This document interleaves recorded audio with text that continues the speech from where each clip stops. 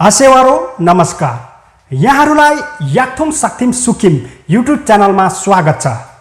आज पनि हामी तपाईहरुको माझमा लिम्बू ल्याङ्ग्वेज लर्निङ पार्ट 6 ल्याएर उपस्थित जनाएका छौं।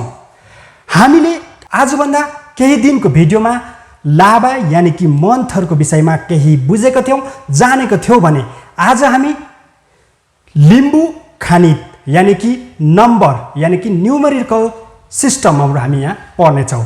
आज हामी 0 1 2 3 4 लाई लिम्बूमा के भनिन्छ त्यो जान्ने छौं।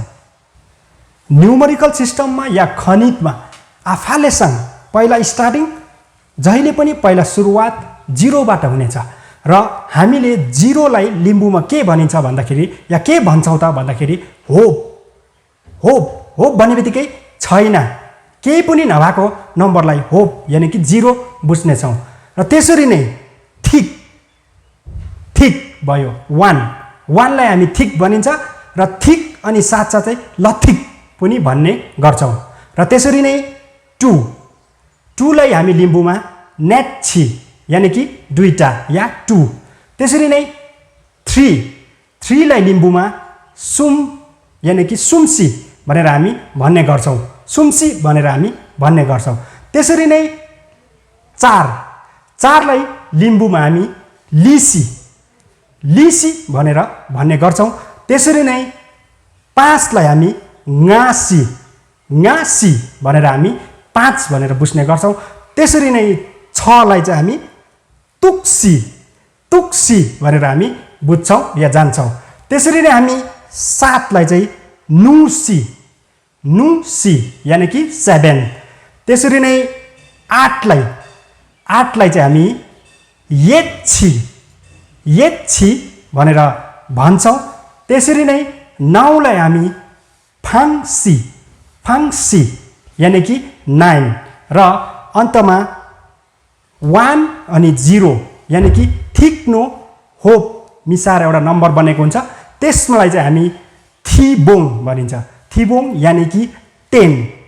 अब हामी फेरि पनि स्टार्टिङ देखेर ठिकदेखि ल्याएर थिबोङसम्म यसलाई क्रमैसित भन्दै लानेछौं। तपाईहरुले मेरो पिछाडी यो नम्बरलाई भन्नु सक्नुहुनेछ।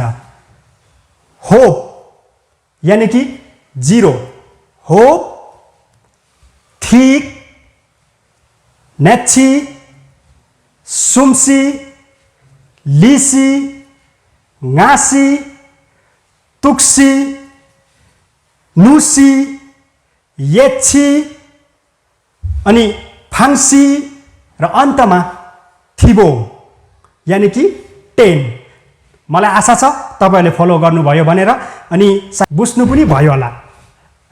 अब कुरा आयो 1 and 1 11 लिम्बूमा 11 लाई चाहिँ के भनिन्छ भन्दाखेरि चाहिँ थिबोङ आङ ठिक यानि कि 10 र 1 11 या ठिक पनि भन्न सकिन्छ। त्यसरी नै थिबोङ आङ नेच्छी, थिबोङ आङ सुमसी भन्दै 11 12 13 भन्दै लाने हो।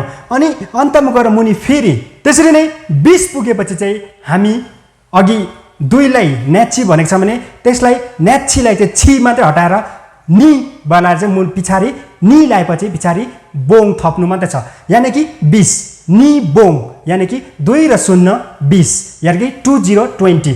त्यसरी नै निबोङ आङ ठिक 2 and 21। त्यसरी नै निबोङ आङ नेच्छी 2 to 22। त्यसरी पढ्दै जानुपर्ने र फेरि मुनिपट्टि अब 30 लाई पनि सुमसी अघि लागेको छ भने त्यसलाई फेरि सुम लायो अनि पिछाडी बोङ थपिदियो, बोङ थपिदिएपछि सुमबोङ 30। त्यसरी नै सुमबोङ आङ ठिक, सुमबोङ आङ नेच्छी भन्दै पढ्दै गयो। अनि फेरि मुनि आएर निवा ओ युङमा केबोङ बा एक पापान हामीले यो समयमा आएपछि 40 मा आएपछि चाहिँ मनमा या माइन्डमा राख्नुपर्ने एउटा मुख्य कुरा चाहिँ के छ भन्दाखेरि चाहिँ यहाँदेखि उता चाहिँ 40 दिन मुनि चाहिँ बोङ लाग्दैन, यहाँ चाहिँ गिप लाग्दै जान्छ। जस्तै लिगिप भयो 40 हैन, हेकिरिके 50 यानि कि 50 लाई चाहिँ ngaगिप अघि हामीले 5 लाई ngaसी भनेको थियौं भने nga लाएर गिप मात्र लाउनु छ, त्यसरी नै ngaगिप भयो। अब त्यसरी नै ngaगिपाङ ठिक, ngaगिपाङ नेच्छी भन्दै पढ्दै जाने हो। अनि फेरि मुनिपट्टि आएपछि यानि कि नम्बर बढ्दै जाने हो, हामी न्युमेरिकल मुनि झर्दै जाने हो। र त्यसरी नै हामी 6060 लाई चाहिँ तुक्किप भनेर भन्ने हो। तुक अघि तुक्सी भनेको थियौँ, सी मात्रै हटाउने हो अनि गिप हाल्ने हो, यानि कि तुक्किप हैन, तुक्किप यानि कि 60। अब फेरि तुक्किपाङ ठिक, तुक्किपाङ न्याची भन्दै चाहिँ पढ्दै जाने हो।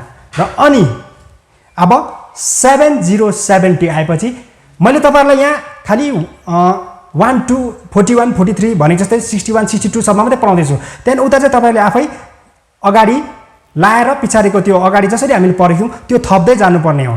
र अब हामी आयौँ 70 मा चाहिँ हामी 70 लाई चाहिँ नुगिप भनेर भन्ने गर्छौं या भन्छौं, नुगिप भन्छौं हैन। यो नुगिप भने चाहिँ फेरि हामी नुगिपलाई चाहिँ अब 7070 नुगिप भन्यौं भने 71 लाई चाहिँ के भन्ने त भन्दाखेरि मैले अघि नै भनिहालेँ, नुगिप आङ ठिक माथिकै ठिक ल्याएर हाल्नुपर्ने छ। त्यसरी नै फेरि नुगिपाङ न्याची माथिकै न्याची ल्याएर राख्नुपर्ने छ। त्यसरी नै तपाईले त्यो माथिको चाहिँ ल्याउँदै हाल्नुपर्ने छ। तर अगाडिको नुगिप चाहिँ तपाईले हटाउनु भएन। त्यसो गर्दा मात्रै 71 72 73 हुँदै जानेछ। तपाईले ठिक न्याची मात्रै हाल्नु भयो भने त्यो माथिकै न्युमेरिकल 1 मा 1 2 3 भने जस्तै हुनेछ।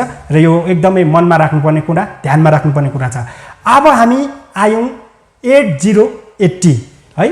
8080 लाई चाहिँ यकिप हैन, 8080 लाई चाहिँ लिम्बुमा हामी येतकिप भनेर भन्ने गरिन्छ, यानि कि 8 र 0 80 8080। अब त्यसरी नै 81 82 83 पढ्दै जाने हो लिम्बुमा।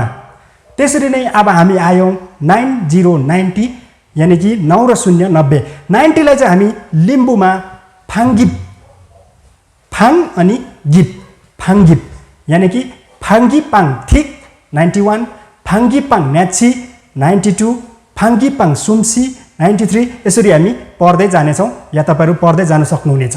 अब हामी अन्तमा आयौं यानि कि 100।